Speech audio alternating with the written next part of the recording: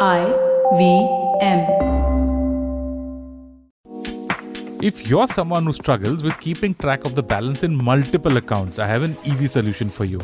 Get the Jupiter Digital Banking app. You can connect multiple accounts on Jupiter Money and view all of it in one place with their new Net Worth feature. They also have another fantastic feature called Debt Tracker, which helps you track all of your loans on Jupiter and also sends you reminders for loan payments. It's quite simple, a banking app that helps you master your money.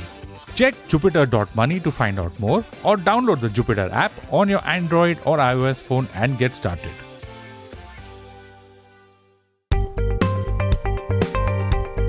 Folks, welcome to Paisa Vaisa. I'm your host Anupam Gupta, B50 on Twitter, and on today's episode, I'm really excited to have one of the most familiar faces in the markets, veteran in the markets and in trend investing, Atul Suri of Marathon Trends. We're going to talk about trends, how they play a major role in investing, what Atul feels of the longer term theme going on in the markets, and much more right after this short break. Don't you think that if everyone around you is getting smart, you better be smarter? Hey there, I'm the traveling professor Siddharth Deshmukh, and I'm back with season 2 of my podcast to make you smarter. Smarter with Sid. What's this season's focus about? Well, it's about 10-minute nuggets that will make you stand out at work. It's time to go from smart to smarter. Tune in every Tuesday and Thursday and become smarter with Sid. And welcome back. Atul, welcome to Paisa Vaisa. Thank you so much. Yeah. Thank you so much for coming over to the studio and doing this for our listeners. Let's start with something about marathon trends, about yourself. This is rich experience that you have in the markets. You started like in the 90s, Australia, rare and everything. Tell us about that. Let's start from there. Pretty much a vintage guy in the market. You know, I came in the market in 1990. 1990 was a very important year because it was a Harshad Mehta bull market. And this was that point when, you know, the first generation of professionals came in the market. Prior to that, stock market was that one Dalal Street, mom and pop shop, ancestral stuff. And I was doing my CA. So my father was really disillusioned that, hey, you know, instead of practicing as a chartered accountant, you decide to get into something called Satta Bazaar. That was the term then. And that was the image. But, you know, I thank Harshad for bringing the stock market from page 13 to page 1. You know, I kind of found a very good mentor early in Parag Parekh. So Parag Bhai was the first guy I joined. I joined in equity dealing, in research actually, then went on to dealing. And he was a very, very, good role model to have. I remember that thanks to Harshad Mehta, you know, I made some quick money. And he told me that, son, with this whatever lakh or two that you have, rather than buying the next stock, I would invest it in education. Wow. And that helped me to pay my fee for the first 2 semesters. And you won't believe, Anupam, I paid my fees and 15 days later the market crashed. So if I had put that money back in stocks, it would have all been zero. And probably not a education or exposure that I had after that. Went to Australia, did a master's in international banking, could have stayed back, could have gone to Singapore, but the passion of markets, you know, just the joy of looking at the future, just the joy of how the world is changing was so overpowering. Came back to India, stock market back again, started with Birla Sun Life in broking. Then a few years later, found another mentor, another big influence in Rakesh Jhunjhunwala. And in this whole journey, I also, apart from the fundamental background, discovered the joy of technicals, understood the importance of respecting the market, especially in the 2000, you know, in the whole Ketan Parekh or the IT crash. Just realize how important the discipline is. And then subsequently joined Rakesh ji at Rare Enterprises, have worked with him for 10 years exclusively, managing money, advising him. And that was a very rich experience. And that really brought the big shift, from, you know, more of a trading mindset to more investing and compounding. And in 2017, started my own PMS with his blessings, Marathon Trends, still connected, advising Rare, wonderful mentors, great people to be with. And as I said, what has changed for me? From one single client, I have a few hundred. Wow. That's all the shift that there is. But it's a nice shift and markets challenge. Look at that. I mean, just look at that. I mean, you're talking about Harshad Mehta, and we all remember those times. I was there in college at that point of time. You're talking about Parag Parekh, one of the legends. Absolutely. People are looking at his FlexiCap fund now, but anybody who goes back knows how legendary he was. And of course, you're talking about Rakesh Jhunjhunwala himself. What great training. I mean, you know, I like this. I'll tell you why. Because we keep on hearing Warren Buffett and Peter Lynch and X and Y and Z. But bhai, India bhi to dekho yaar kabhi. India zaruri hai. And another thing I pride myself, I'm happy about myself as I ask people, how many bear markets have you seen? Okay. How many bear, like a lot of kids come in and they come and give you all that stuff. And I say, how many bear markets have you seen? So at least my claim to fame is I've seen 4 bear markets and survived. In the end, the whole game is about survival, man. This whole compounding thing, it's great. It's great picking great stocks, etc. But the big thing is to be able to survive, because survival itself brings in the power of compounding. What a point to make. And we've seen the Sensex when it was at at 3,000. So we've seen Sensex when it was almost at Nifty levels. But let's start with trend investing, right? Because that's what Marathon is about. Sure. What is trend investing and how does it, probably fit in with the other schools? So trend investing, again, there's no hard and fast definition. Let me just share what I think about it. Over these 30 years, as I said, I've been fortunate to see these great investors. And I realized that, market does what it has to, where 13, 14, 15% compounded at an index level. But hey, there are these guys who've gone out and created billions and hundreds and thousands of crores. How do they do that? Definitely not at compounding 14, 15%. They've done something better than that. You've encountered them and then you wonder, what is it? How did they get it right? It's not that they're making more money, and people think that, these guys are great. They get the top, they buy at the bottom, they operate the market, they control the market. I think that's all humbug. Those days are gone. There are too many players. But one thing I realized is all these people were very good at picking up the larger trends. What they did was that whenever the market changed its trend, they were able to align with it. And they got into it in a bit of a, I would say, concentrated way. And that's when the trend played out. The kind of compounding they had was tremendous. I'll give you an example. I said 1990 came in the market. The biggest index run in our life I have seen and will ever see, I think, was a 600% return thanks to the Harshad Mehta bull market. Yep. You're talking about 3,000, the index was 600. 6 are 36. 6 are 36. That was the Harshad Mehta effect. That was the Harshad. That was the biggest index bull run we've ever see and will ever see. In the shortest period of time. In the shorter period of time. Nothing has come close. Nothing.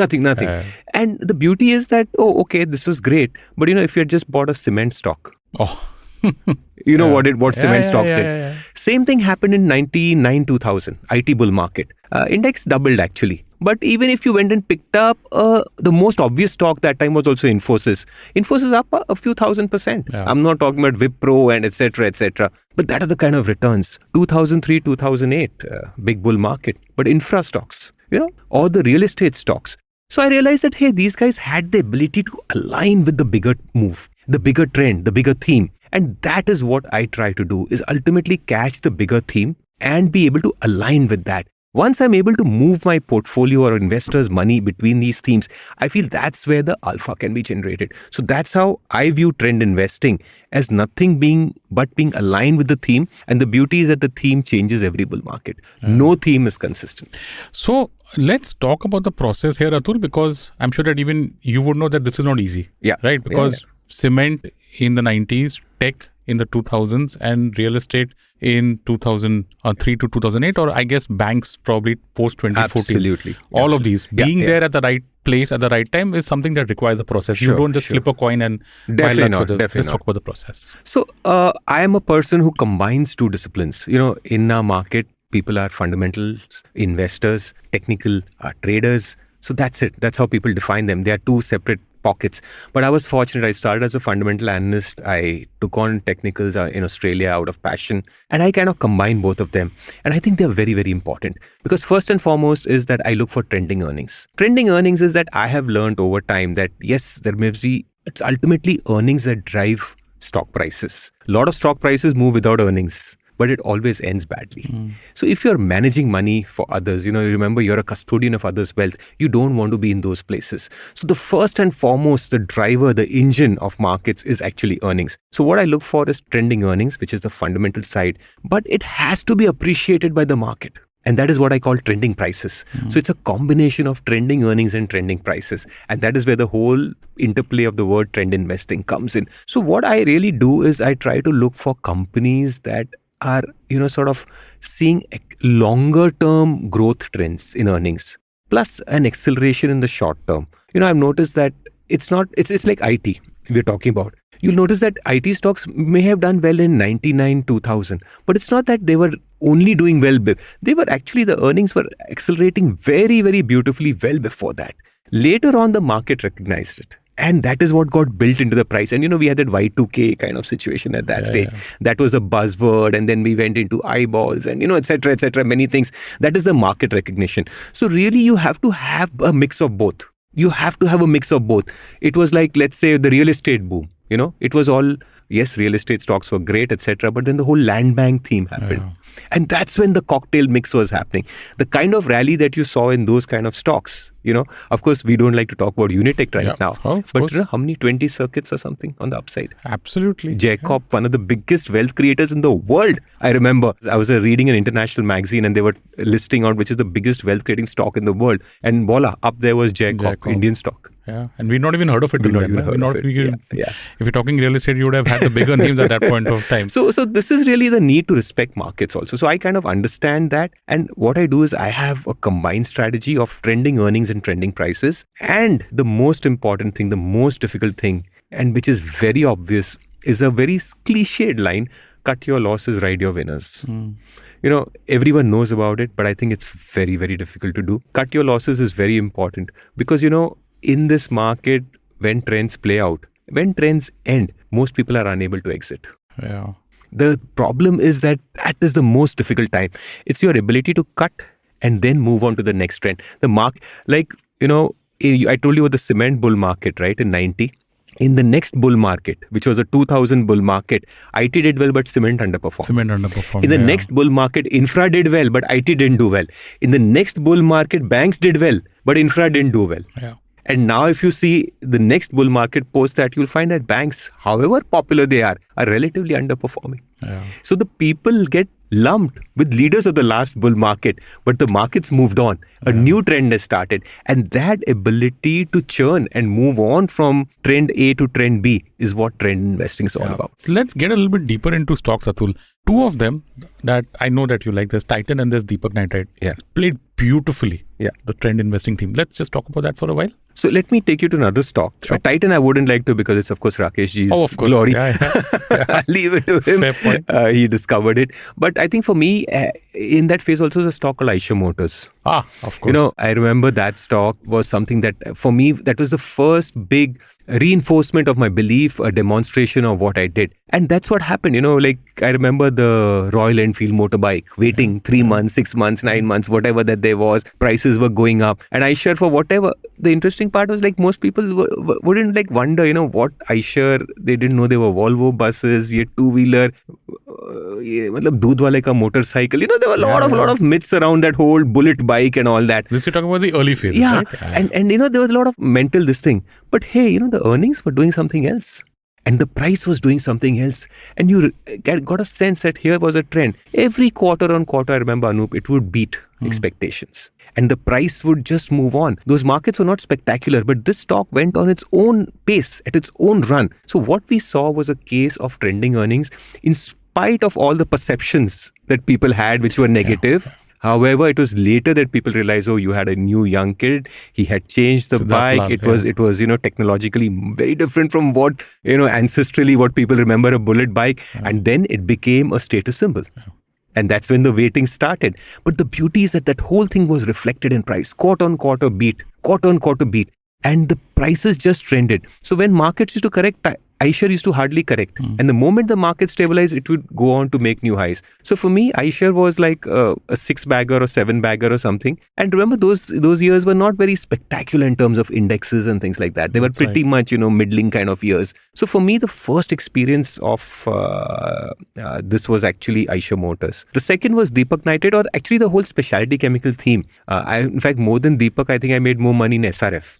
And let's actually talk about that, because there was a lot of disbelief in specialty. Yeah. Remember, the early days when specialty chemicals started, there was so much disbelief that it's low P because it's supposed to be low P. Absolutely. Isme ye problem hai, usme wo problem hai, don't believe the annual reports, don't believe the numbers, etc. Absolutely. I don't know what happened after that. In the next 3-5 years, it was the next big thing. And people, you're right, people who got into that, let's talk about that. Yeah. So essentially, the theme of specialty chemicals was playing out for very long. Again, hardly covered, lot of myths, lot of disbelief. And like there's another company, Atul Limited, of course, namesake. But the fact is, you go out and look how these stocks have compounded for 4 to 5 years.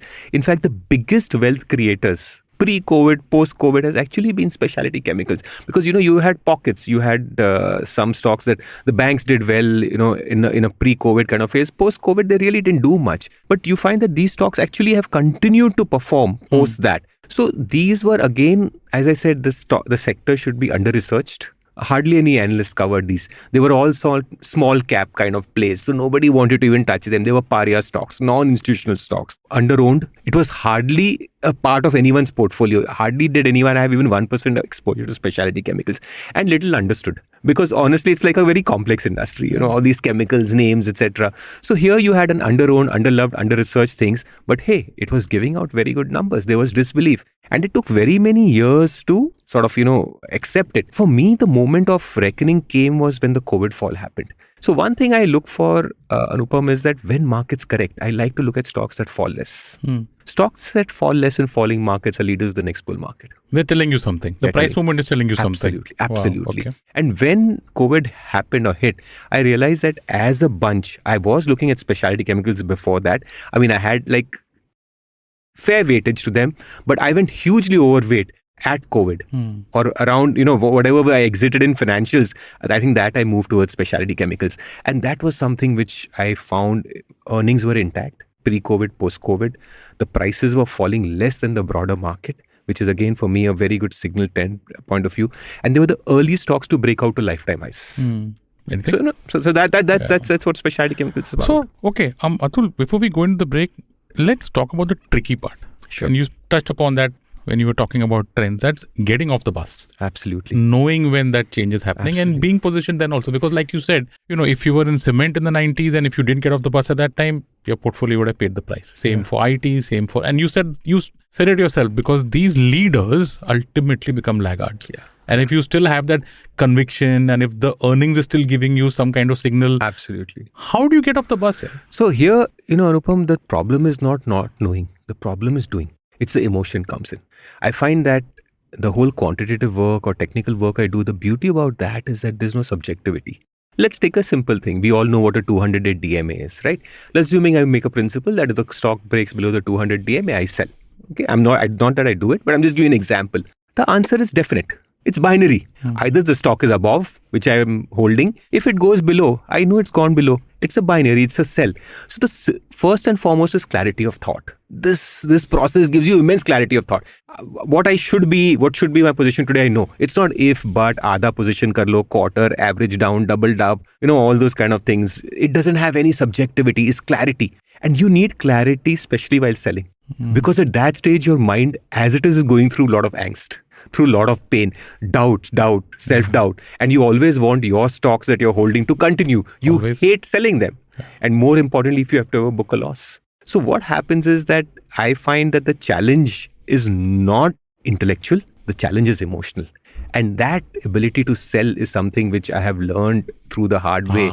That, I have seen, especially in the IT time, I've seen stocks like, I didn't sell it and then the stock hit downside circuits. We still have, 8 and 16% circuits for the next 3 days and the stock had just halved. So I realized, I learned my lessons. So as I said, I may miss a buying opportunity, but when I have to sell, I would never miss that, because that is something that will keep me alive, will keep me afloat. And that, as I started my interview with, is intrinsic to compounding, survival. And for your survival, you should be able to cut your losses. So I think that is a discipline that is there. It is more emotion than intellectual. It's interesting that you said that, because emotionally it's a bit gut-wrenching. I remember I've spoken to so many people, and one stock that has kept on coming again and again for the last, 5-10 years is Bajaj Finance. Yeah. आज तक जिसने उसको बेचा है, सब regret में ही रहे. Including me at one point in time. That's very candid. That's very honest of you to accept that. It's okay. It's okay. So man. How does that whole cutting your losses and holding on to the winners, you can never know what's the difference ultimately in the long run if you're proved not, because the way that our brains are functioned, you call it loss aversion, you call it whatever. Regret is so powerful. How do you handle that emotion? Anupam, also, at one stage I loved a stock called Suzlon. Okay. In 2008, I thought like it was the best thing after sliced bread, simply because wind energy is the next. Absolutely. Till today. alternative energy is the best theme. So the theme was not wrong. It's 10, 12 years. Balance sheet looked damn good. It was superb. You had a great promoter. In fact, one day he overtook, I remember, even Mr. Ambani. Became the richest Indian. Everything was right. All the brokers were running after him. His plans were fantastic. Absolutely. So I thought like, here's this stock. I had put in a lot of money. In 2008, we had, thanks to the market, made some money. And I said, now that's it. Ho gayi zindagi. Like, I mean, I'm sorted. Like, this is my stock for life. Right? And if I had not had the discipline of stop loss, you know where I would be. So it's you may have sold some Bajaj Finance early. That's fair enough. But also, thankfully, you sold Suzlon on time. I mean, if you avoided the major time bombs, then I think even if you've missed a few gems, that's fine in life. And it's going to happen. It's going to happen. You can't get all of them right all the time. This is no perfect. The whole thing, this journey is all emotion. It's all emotion. I mean, look at the markets right now. They are testing us. The last 4 to 5 months have been so testing. It's unbelievable. It's like you're standing in a street and you wonder why are all the cars somewhere else. Like you're so alone because every day you wonder. Because we are all growth investors. That's what's happened for the last bloody 40 years. For 40 years, it's been about growth. We are all growth investors. We are in leadership. Our stocks have done well. And suddenly, what set of stocks are moving? Are stocks which we would not have, we've seen them around, haven't bought them for 10 years, 20 years. So before we go in the break, and since you mentioned Titan and Rakesh Bhai, there's one thing that people probably don't get about him very often because he, maybe they don't know him obviously as well as you do as someone who's worked with him. I probably met him a couple of times in my whole thing, but there are a couple of things people don't get about him. Is the way that he handles emotions. Because this is a guy who figured Titan before the market. Figured Lupin before the market. Absolutely. Figured a lot of stuff before the market and wrote them all out. Absolutely. At the same time, he's obviously also had some mistakes. Before we go into the break, just tell me about what it was like to work with him and whatever stuff you learned. No, I mean, he's a great guy. The beauty about working for him is that he's a person who's a trader, investor and a private equity investor. So I always feel that Rakesh ji has a 3x brains because not only does he trade very well, which itself requires all your brain power and still most people fail. He's a great investor and he's also very, very active and successful in private equity, which very few people know about. So first and foremost is that here's a person who is a little outside that bell-shaped curve. He's somebody with supreme intellect. And people very often, like they see him on TV, etc. And, he's got a jovial nature. They don't realize, but behind that is a very, very sharp brain. So that is something that comes across. He's special. Let me honestly tell you. Intellectually, it's like when you were in school and one kid came first, and whatever you did, how many tuitions you went for, how many revisions you did, that kid always came first. So he's somebody who's just blessed with that kind of intellect. And for me, working with him was great because he's also someone who's seen the ups and downs. He's also seen ups and downs. And that is why he gave you that space. There are a lot of guys who can't take losses. When you manage money for people, they can't take losses. For any loss, they figure out, they cross-question you, they second-guess you. But in the time that I managed money for him, not once, and I can say that hand on heart, not once did he ask me why I did what I did. Wow. And that is something, that is why I call him as a great influence, mentor. And he helped me. He didn't help me, but he let me learn on my own terms and develop my own style. Yeah, Bollywood's got a word for that, right? Jigra. I believe that's what they call it. He's just so good at that. He's unbelievable. Yeah. Folks, on that note, believe me, guys, I think we can go on talking about markets and veterans in the market for as much as we want. But we'll take a small break now. On the other side, we're going to talk about how the markets are playing out, how they played out, how trend investing, works in this, and of course, what lies ahead. Don't go anywhere. We'll be right back. Hello, it's been another great week on the IVM Podcasts Network. On Cyrus Says Cock and Bull, Cyrus, Naveen, Priyanka and Abbas discuss rapper Sidhu Moosewala being shot dead in Punjab. On Edges and Sledges, Ashwin, DJ and Varun review IPL 2022 and discuss how the Gujarat Titans lifted their title in the first year. On Simplified, Tony talks to Nivedita Prakasam on how to make it in stand-up comedy. On All Things Policy, the Takshashila folk discuss how trade policies can be harnessed by India to improve its existing ecosystem.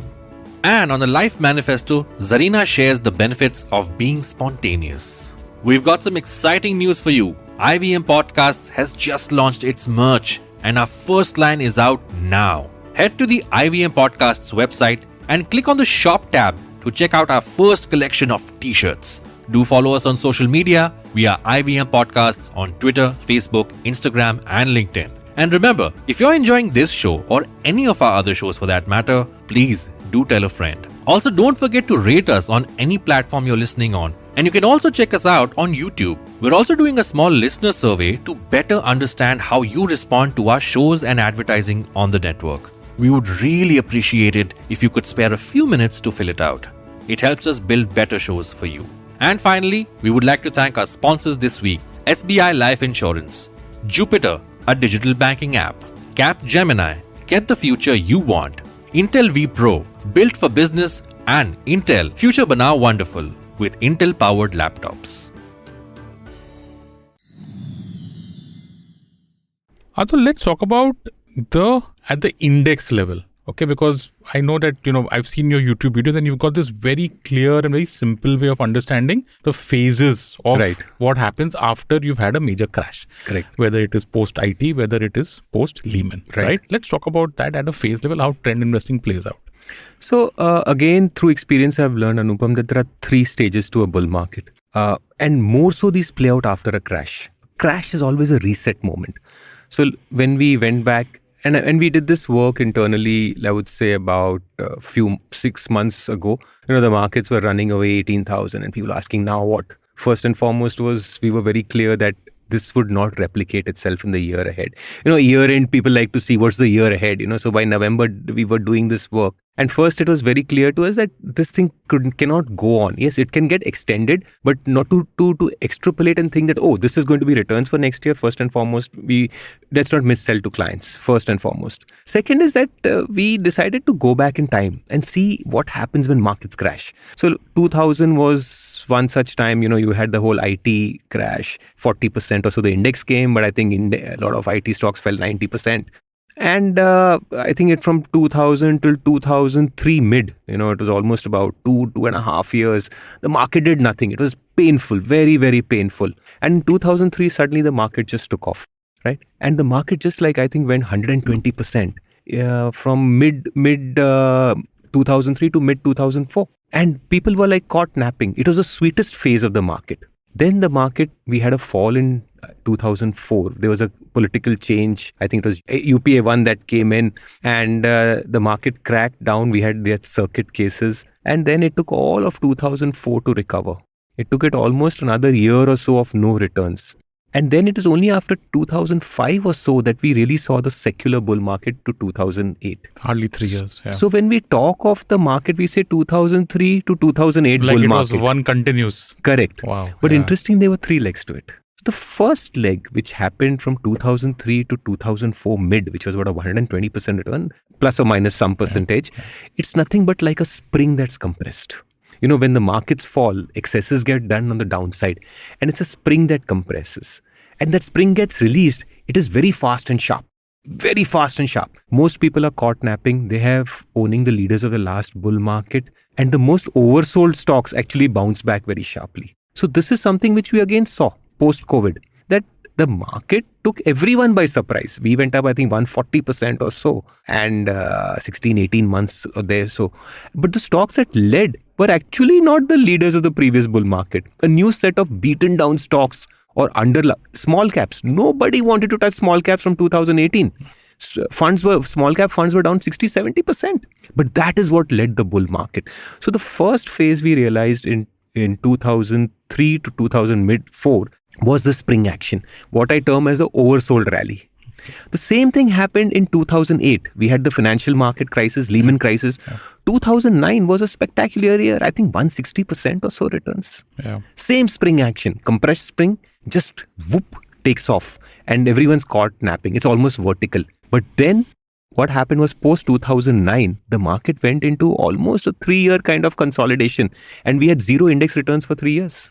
So that is what happens, is that markets have the first phase of an oversold rally, then they consolidate. And that is where we are today. What we think that has happened to the market, we topped out in, I think, October of 2021, 18,600 or thereabouts. And, we feel that the market is meandering. This is nothing but a consolidation. I know it feels like a bear market, People have given back a lot of gains, but actually this is a larger consolidation, and I feel this consolidation would play between 18,000 to 15,000. Of course, that's 3,000 points. That's about 15-17% at an index level, but then that is the nature of ranges. These are very, very painful times because you're just getting squeezed and squeezed and squeezed. However, these are not also times when you should give up on the market.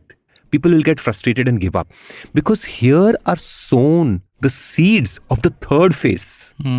Just as in the 2004 kind of move, it was then that the whole move to 2005 to 2008 happened, which was very glorious. Yeah. That is when the maximum money was made. Similarly, post 2009, the bull market happened. It went sideways, and then you had the big phase. So in this phase of consolidation, the seeds are sown, and that is where leadership changes. Yeah. Because as I said, the first phase is the most beaten down stocks. But what will emerge now in this phase is companies which have sustainable earnings, which has very good strong trends, and these trends then tend to be very elongated and probably the most rewarding.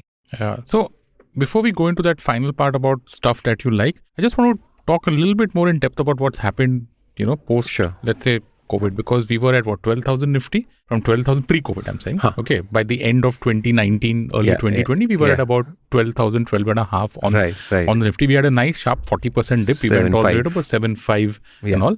7.5 then to 15 was just like one major, probably first from 7.5 to 12, that is regaining the old high top, making a new top, which is 15. Yeah. And then you had that massive 15 to 18, which just zoomed off. Absolutely. Okay. Where do you think we are right now? Let's talk about, that. From 18, I think we are down again to about 16.2. Yeah.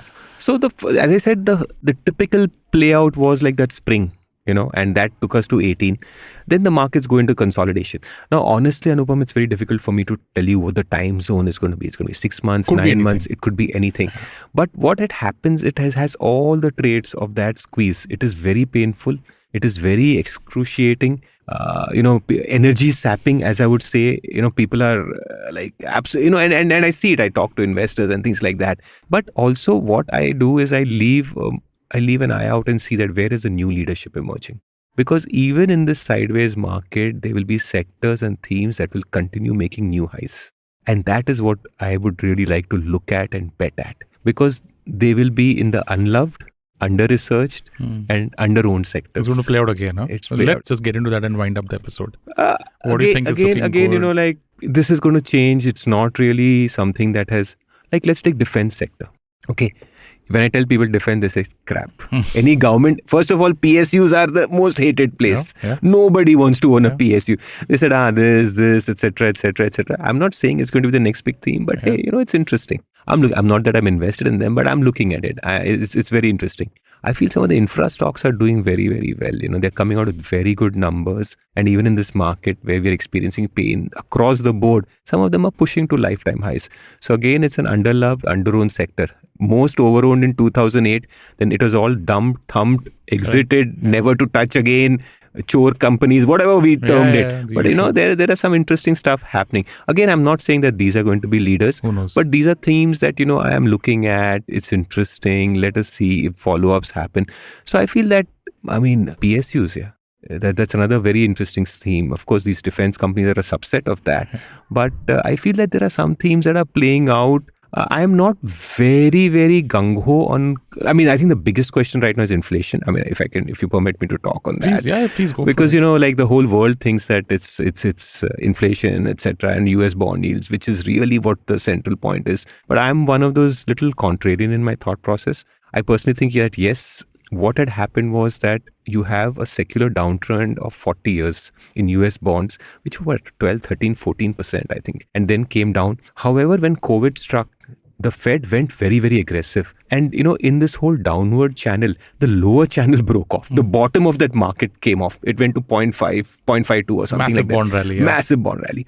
And then post, we realized that, okay, things are not so bad. It has sprung back. What has happened to bond yields is nothing but they've come back to the channel. And they've come to the upper end of the channel. So from the base, it looks like a very big bond rally. But if you look at from the highs, it is still in the longer term trend. Of course, I would be worried if bond yields go beyond 3.25 to 3.5. And mind you, it's just below that. So it's a very, very critical point. I'm looking at it with concern. But I personally think that they are not going to be that kind of, takeoff. I'm already seeing that in metals. If you look at commodities, you'll find that a lot of globally metals are giving away. The only area of concern for me is crude.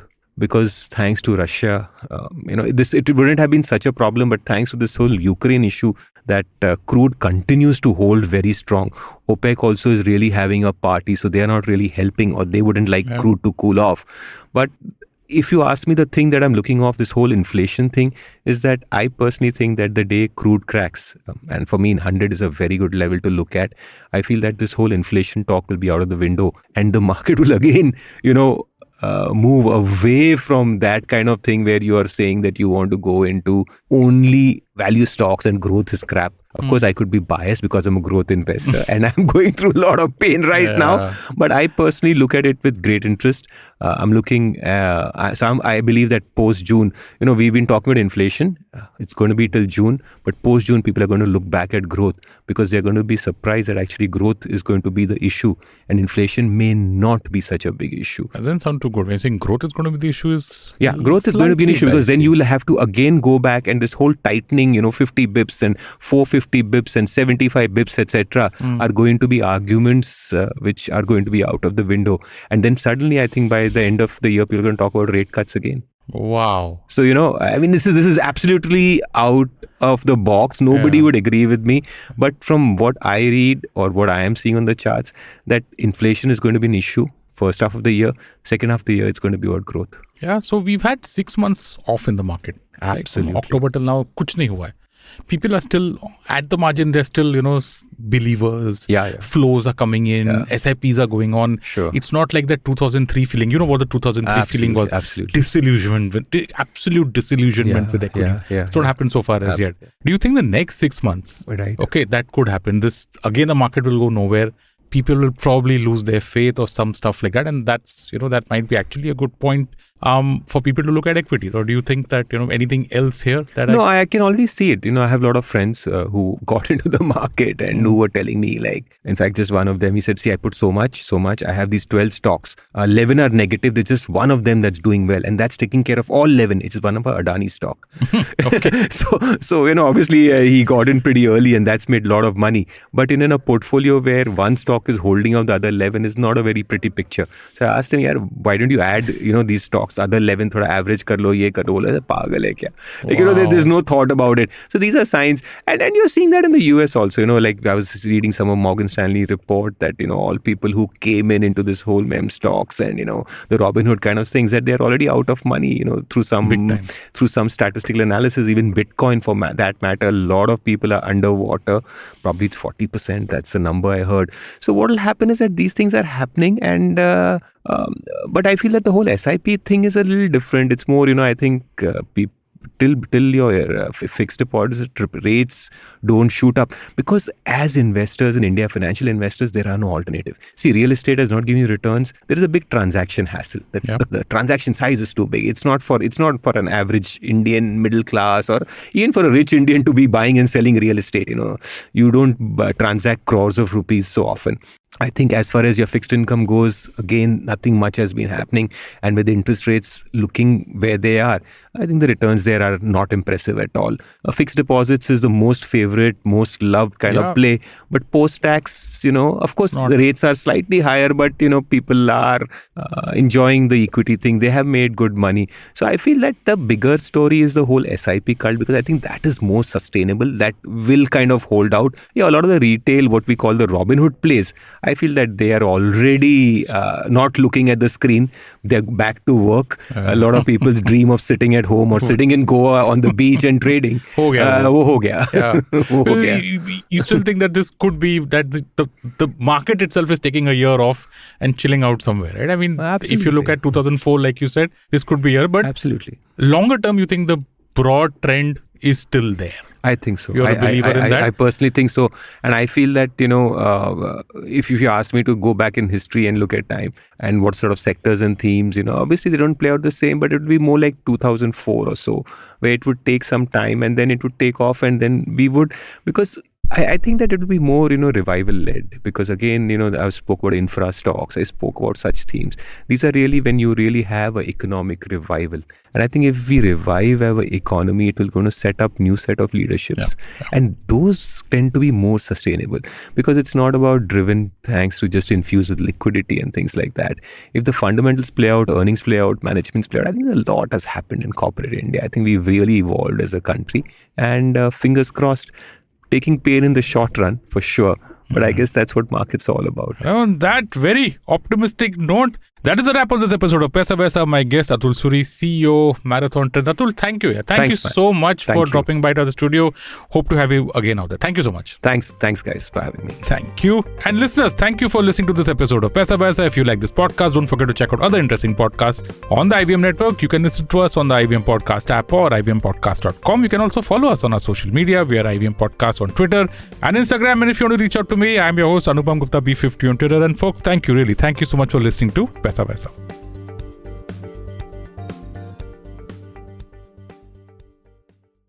No material on the show should be considered as financial advice. The material on the show is for informational purposes only. Please consult a financial advisor before taking any investment decision. Habits? Routines? How exactly do they help us get better? Well, to simplify it for you, tune in to the Habit Coach podcast. I am Ashton Doctor, and I'm going to be here to help you get better daily with some simple, easy to do habits that you can easily adapt to your life. So tune in to the Habit Coach podcast from Monday to Friday, because I believe that awesome lives start with awesome habits. There's a quick survey to fill out on ivmpodcast.com/survey. It lets us know a little bit more about who's listening to us. And you know what? We're going to do a few prizes. So, we'll do a random drawing of maybe 10 people, and we'll send you all some swag. Remember, that's ivmpodcast.com/survey where you can fill out the survey.